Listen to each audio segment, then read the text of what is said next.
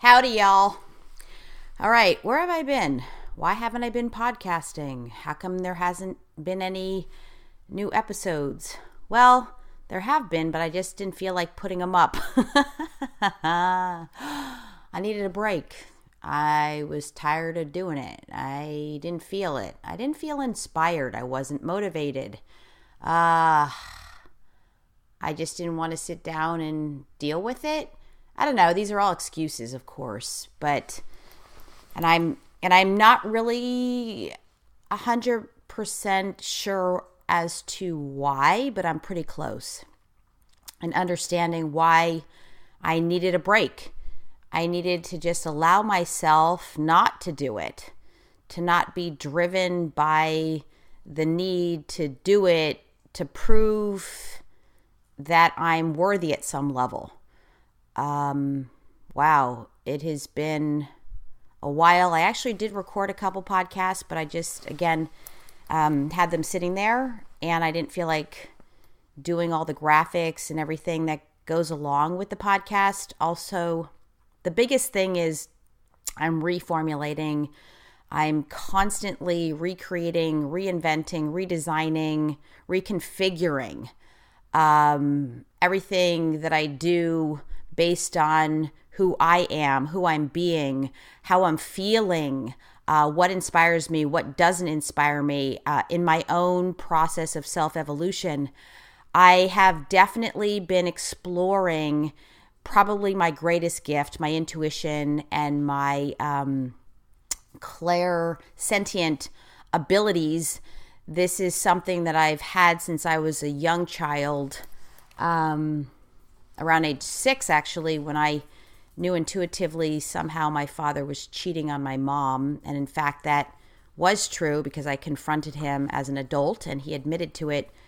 Also, we have the hardcore evidence, but I did know intuitively that he was not faithful the entire marriage. And so that said, I have been on a not planned hiatus, but in retrospect, I needed a time out for myself as I've been really tapping into the spiritual aspect of myself and how it plays out in my work, in my private practice. I use a lot of it with my private clients. I don't talk about it too much outside of this. It's very sacred to me, and it's also way out there. It's very woo-woo. It's very surreal. It's very cosmic. It's very ethereal. It's very mystical.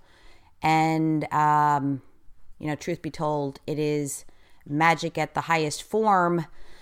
So I'm trying to see how it fits in with my podcasting, with what I'm creating for the world, and how I want to be a contribution and put myself out there. So that said, that's what I've been dealing with. And I know, now that I think about it, the last podcasts have been all about spiritual wealth. And that has triggered me into massive abundance and prosperity and dealing deeply with my spiritual wealth. But then it took me to the next level and a phase which I call Death Valley, in terms of really exploring and reflecting on what spiritual wealth is for me and how it plays out in my life. And, well, what I've come up with so far, which just is a confirmation, is that is my highest desire, is the spiritual energy, the spiritual form, spirituality, the light beingness, if you will, whatever we want to call it, that this is the greatest wealth to me, which has nothing to do with currency or money, has everything to do with this sense of fulfillment and peace and happiness and wellness, well-beingness, abundance, this sense of of meaningfulness in life, in the human form. And it has been quite a journey for me to explore this. And it's only, as Steve Jobs says, it's only connecting the dots, looking backwards in order to move forward. That is not the exact quote, but that's how I take it and has been true, which has catapulted my life. Is always, I have been a highly introspective human as a child and a seeker, and that has never left me and only escalated.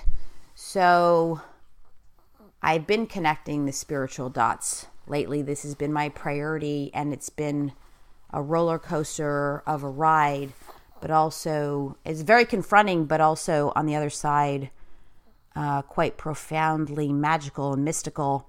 And there have been some enormous cathartic miracles that have come of it. The last thing in my exploration, the thing that finally drew it to the highest pinnacle in this phase of seeking, was the death of my beloved little Chihuahua that I named Angelica because she is a divine angel.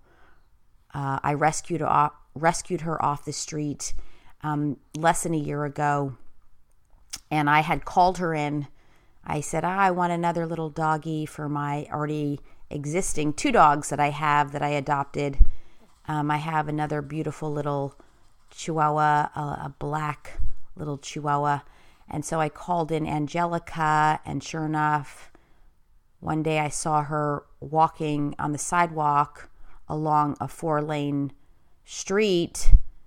And I stopped traffic, crossed the street. She was walking actually in the opposite direction, but miraculously, as I crossed, she had turned around and came toward me. She was about to, she was walking the other way, and I intersected her as she turned around, and I just put my hand down and I said, come here. And she hopped right into my hand, and I had her ever since. She was all of 5 pounds, homeless, malnourished, really bad teeth, flea infested, no collar, scars on her, physical scars, a burn mark about the size of a dollar coin, whatever they call that, a silver dollar.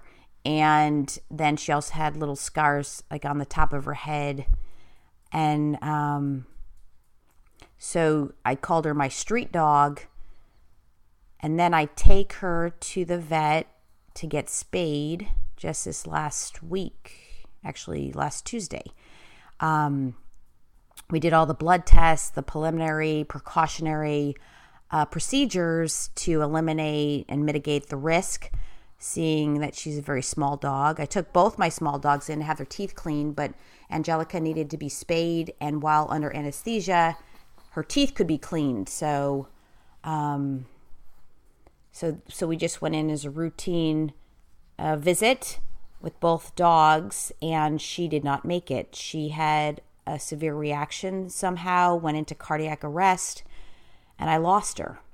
So I've been crying every single day since then, and it has been traumatic, horrific, and my God, it was like part of my heart was severed, and I felt such a loss with her because she was a very high maintenance dog. She was extremely needy. She had issues with separation anxiety from the moment she was brought to me or put in my path, and I accepted the mission to take her off the streets. She has never left my side. She would not be without me for a second, and it was a little exhausting at times, but there was this deep, profound connection to her that I can't even explain, that I don't have blatantly or directly. It's not the same with my 2 other dogs. So there was this profound connection for both of us is she needed me more than my other dogs, and she was the underdog, and my heart and level of compassion goes to the underdog. It always has. But then I realized she was a mere reflection for me being such an underdog my entire life, and everything that I've been through. As accomplished as I am, and as ambitious and self-motivated and self-determined I am, underneath all of this, I have come to realize just how wounded and broken I've been, how very fragile my spirit has been growing up early on. And I also believe I came into this world already this way, and it just escalated in this lifetime. And so in only the death of Angelica, my divine little angel, and she had ears like angel wings. She would, when they were up, they looked regular, like Chihuahua ears, but she had these beautiful crinkles in them when she would do a certain thing with her face, and her ears would kind of flatten out on top, and they looked exactly like angel wings. But having her as a mere reflection, only after her death, I profoundly realized that her desperate neediness was a desperate neediness in myself that I've never blatantly acknowledged. You know, I kept saying, oh, you needed me, you needed me. And the truth is that I needed her more than she needed me, although she seemed like she was very desperate and needy. It has humbled me to see how desperate and needy I have been within myself, with myself, to myself, for myself. And that's the next level of my healing, is healing that spiritual neediness, that spiritual desperation. So it has been beyond miraculous in this journey after this death. You know, with every death, I am so profoundly, like deeply connected to, more so than ever before, that the death creates it's an opportunity. Now, here's the thing, in consciousness, in conscious evolution, that it is an opportunity to become more life, more loving, but it is a conscious choice. I see this immediately when I found out the vet called, and I had actually been with my neighbor helping her rescue a highly abused horse. We were out of the area, and I didn't even check my messages, and I saw the vet called. I called him immediately, and I said, is everything okay? He says, no, and Angelica did not make it. And I immediately spun out into a fury of torment. And her death, I thought to myself, oh no, I can't live without her. That in that moment, I was choosing to die with her. And then through the grieving process, the healing process, the talking to friends and people who could relate to my situation, I was able to get to a point within just the last few days here. So that was Tuesday and today is Saturday.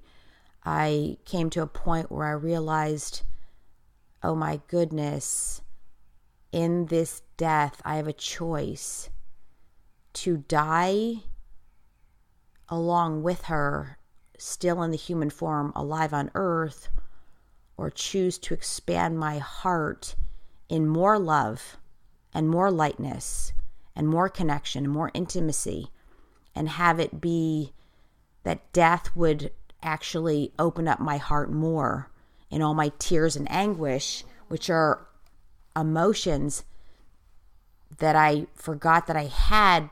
But the beautiful thing in expressing through the tears and all my emotions of grief, on the other side of those emotions are passion and love and ecstasy and euphoria. This huge connection to love. I can't even use words to articulate it, that's what's here on the other side, is that ability to love even bigger and better and grander in the face of death. And then I think the death of my sister in 2006, well, I chose to die then again, but failed miserably with my suicide attempt. And that had been one of many thoughts of suicide throughout my entire life since a young child. And I did choose love in retrospect, and it brought me here. I would not even be alive today if I hadn't chosen consciously to transform that. And I even say transcend it to get to this point. And it has given me the capacity in the death of my sister to love even more. And then we'd go in cycles, and then I started to close my heart back up. Only in retrospect, I couldn't see it until the death of Angelica, my divine little angel. She was like this little baby deer. She was a deer head chihuahua. She looked like the coloring, a light coloring of a deer. And she was so spectacular and so magnificent in her pain of coming from the streets. But losing her, I wanted to close down my heart. I wanted to shut it off. I wanted to say no more animals, no more people. I'm not helping anybody. I'm done. And then through this journey and these just past few days in my constant crying and seeking, which I never ever stop, I was able to come to the next level of this profound awareness and enlightenment of I have a choice to choose expanding my heart, opening it up more. Better to have loved and lost than to have never loved at all, and open it up to even greater, more connective, intimate love from everyone and everything. And that's what I'm choosing now. And I see it's painful, and it's so true. Better to have loved and lost. And I'm able to reframe it and see how divinely orchestrated it was for me to pick her up literally into my hands and rescue her and save her from the streets and give her the best life that I knew for her, and that she was only with me in a short time. But she did expand my heart. She opened my heart the whole time that I couldn't see, that I now can see. That because of her and her never leaving my side, I had this more profound connection to her. And that I actually had the biggest, most open heart for her that I, at the time, while going through it with her, I was not aware of. I felt it, but I wasn't clearly conscious to how much she helped me to open up my heart and expand it and take in her love and connection, which is, again, I have no words to describe that. And she is a being, I believe in the spirit, always, and reincarnation and past lives. And she had the spirit of my deceased sister in her neediness. Although in my research in reincarnation, humans don't come back in the animal form because the frequencies are so vastly different. But she did have that, it reminded me of that neediness and desperation that my sister had in her, all of her pain. And having this little dog, from the moment we connected, she never left my side, which was eerie, and that my two other dogs are not like that at all. I always have to keep them on the leash because they'll run off after a rabbit or a squirrel or the cats. But this little angel, I never had, from day one, I never had to put a leash on her. She would never go too far from me. I would just call her. She knew her name. It was so eerie. Like it was like so weird that she knew her name. She knew my voice so early on. She was just right there with me.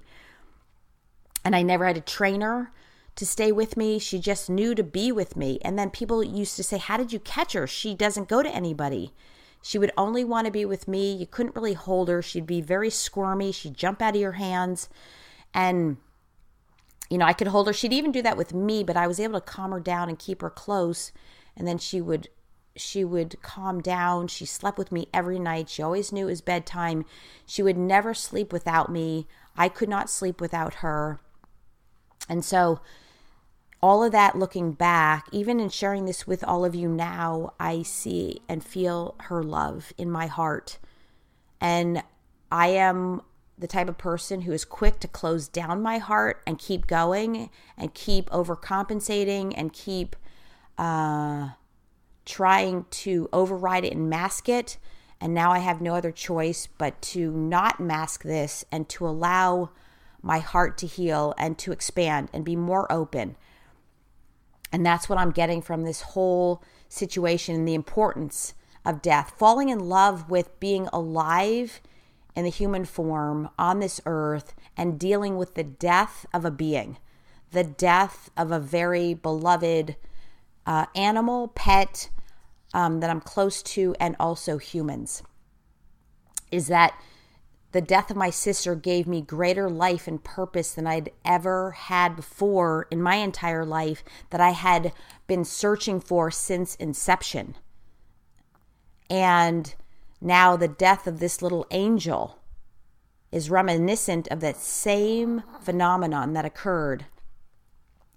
And that through death, I'm falling in love with the process of death, because it is the direct gateway to life, but greater than that, to love, to this love that's inexplicable, this love that we can't even use words to describe. It's a feeling, it's a tingliness, it's chills, it's this this beautiful achiness that is so delicious, so scrumptious, so divine and yummy, that we feel within our bodies, our hearts, our souls, our spirits. That's what this is about, is enjoying that, having that. And that does come from death. The death, metaphoric death, and physical life death. And that's what I feel is a treasure, is so priceless right now for me. Is I never feared death growing up because I had that little death card in my little jean pocket as a kid. But now to be alive, the hardest thing in the human form is to be alive and have the death of someone or something, a pet, to deal with that and be able to heal from it.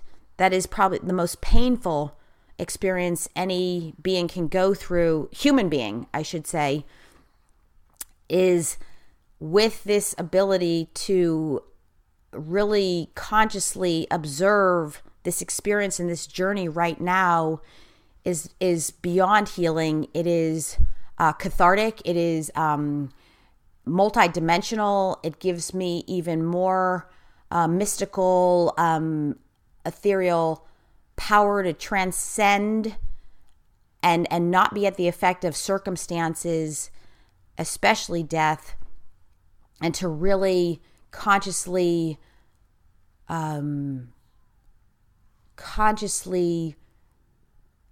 connect to and trust that with every death, there's an opportunity for greater life, more spectacular and magnificent and brilliant and radiant than we ever could have imagined. That's where I stand now in this experience.